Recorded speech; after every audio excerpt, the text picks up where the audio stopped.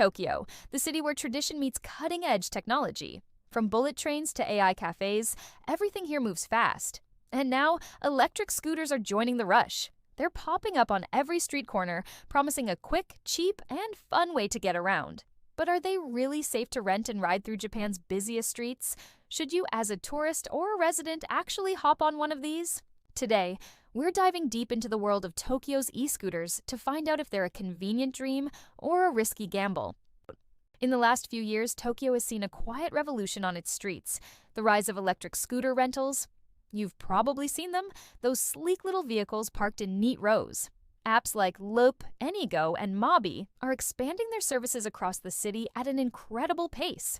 For just a few hundred yen, you can unlock a scooter and zip from Shibuya to Harajuku in minutes, feeling the wind in your hair. It's easy to see why they're so popular.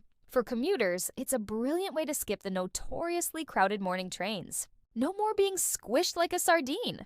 For tourists, they offer a unique and quick way to go sightseeing, covering more ground than walking without being stuck in a taxi. And for the eco-conscious, it's a greener alternative to cars. It's freedom on two wheels. But hold on, this is Japan, a country that takes its rules very, very seriously. While these scooters offer a taste of futuristic freedom, they come with a hefty rulebook. And if you break those rules, the consequences can be more than just a slap on the wrist. So before you even think about downloading that app, let's get into what you absolutely need to know. Okay, let's talk about the rules, because this is where a lot of people get confused. Since July 2023, Japan significantly changed its traffic laws for electric scooters, making them much more accessible. First, and this is a big one, you no longer need a driver's license to ride the most common low-speed models, which are those capped at 20 kilometers per hour. That's about 12 miles per hour. This change opened the door for many more people, including tourists, to try them out. What about helmets? The law says a helmet is recommended for adults, but it's not mandatory. However, I can't stress this enough. Just because you don't have to wear one doesn't mean you shouldn't. We'll get more into safety later. Also, riders must be at least 16 years old. No exceptions. Can you ride on the sidewalk? The answer is sometimes. You're generally supposed to stick to the road on the far left side with the flow of traffic. However, in specially designated shared zones, you are allowed on the sidewalk. But you have to switch the scooter to a lower speed mode, usually around 6 kilometers per hour.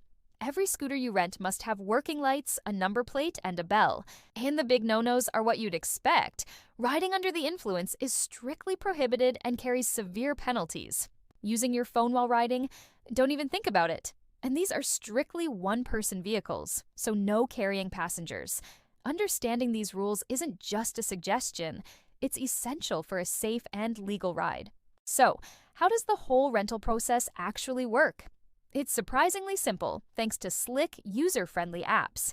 The most popular service by far is LUUP, so let's use that as our example. First, you'll need to download the app onto your smartphone.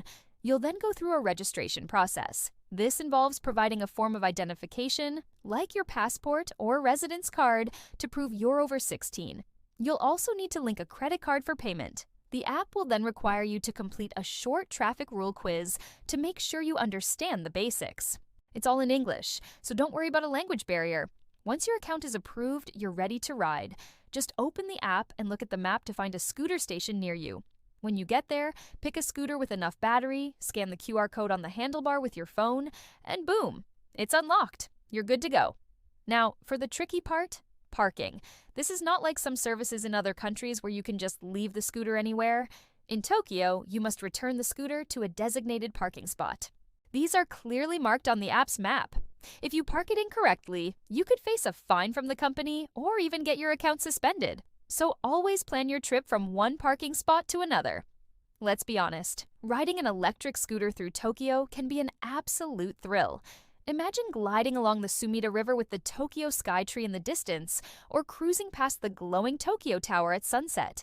It gives you a perspective of the city that you just can't get from a train window or a car. You feel more connected to your surroundings, discovering little alleyways and shops you'd otherwise miss. But, and this is a big but, it can also be incredibly intimidating, especially if you're not a confident rider. Tokyo's traffic is very disciplined, but it's also intense. You're sharing narrow lanes with cars, buses, delivery trucks, and a swarm of cyclists. And pedestrians, they can appear out of nowhere, often looking at their phones. Many foreign riders have mentioned that the scooters themselves feel stable and surprisingly quiet, which is great. However, this silence means pedestrians might not hear you coming. You have to be constantly vigilant. Stopping distances can feel shorter than you expect, and you'll be dealing with frequent crosswalks and traffic lights. A few users have reported accidents, often from hitting an unseen bump in the road or misjudging a turn. And here's a crucial point. You have to ride on the left side of the road. If you're from a country that drives on the right, this takes some serious mental adjustment. One moment of confusion could lead to a dangerous situation. So while it's fun, it demands your full attention. All right, let's get serious about safety. If you decide to give it a try, I want you to be as prepared as possible. Here are 5 key tips that will make your ride much safer. 1. Start slow. After you unlock the scooter, don't just zoom off into traffic. Find a quiet spot in the parking area to get a feel for it. Test the acceleration, and more importantly, test the brakes. See how it handles before you merge with other vehicles. 2. Avoid rush hours. Riding during the morning or evening commute is asking for trouble. The streets are packed and everyone is in a hurry. The best times to ride are early in the morning, midday, or late at night, when the traffic is much calmer. 3. Watch out for delivery bikes. These guys are the kings of the road. They are fast, agile, and often weave through traffic unpredictably. Give them plenty of space. 4. Use both brakes gently and evenly. If you slam on just the front or back brake, especially on a wet surface, you risk skidding and losing control. A gentle, balanced squeeze is the way to go. 5. Plan your route. Before you start, look at the map. Try to avoid major, multi-lane intersections and steep slopes. Stick to quieter back streets where you can. And a bonus tip, bring your own gear. Even though a helmet isn't mandatory, please wear one. Your brain will thank you. A pair of gloves can also help with grip and prevent scrapes if you do take a tumble. Safety isn't about following the minimum rules. It's about being smart. To get a real-world perspective, we asked several foreigners living in Tokyo about their experiences with rental scooters. The feedback was mixed, but a clear pattern emerged. One person, an English teacher from the US, told us, "It's fantastic for short trips, like going from my apartment to the zoo. It's a game changer. But I would never ride in a chaotic area like Shinjuku or Shibuya during the day. It's just too stressful." Australia said, "We tried it for a day. My advice to other tourists would be to stick to less crowded areas. It was perfect for exploring parks like Ueno or the wide open spaces of Odaiba. I wouldn't recommend it for your first time navigating central Tokyo." A common sentiment was summed up by a student from France. "It's safe if you follow the rules and stay hyper-aware. The infrastructure is getting better, but honestly, helmets should be required for everyone. It just seems like common sense." So, the verdict from the foreign community seems to be that the scooters are safe, but conditionally. They're not for everyone, and they're not for every situation. It all comes down to your personal confidence, your awareness, and your willingness to prioritize safety over speed.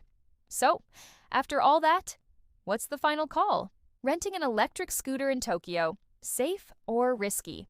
The answer is, it's both.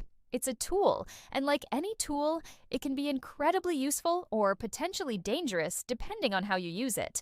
If you are a cautious, confident rider who respects the local rules and stays constantly aware of your surroundings, it can be a fantastic, modern, and memorable way to explore one of the world's greatest cities.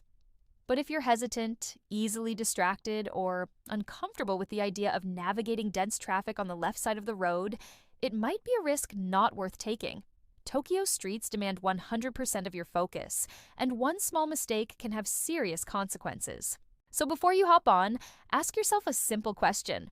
Are you really ready to handle Tokyo on 2 electric wheels? The choice is yours.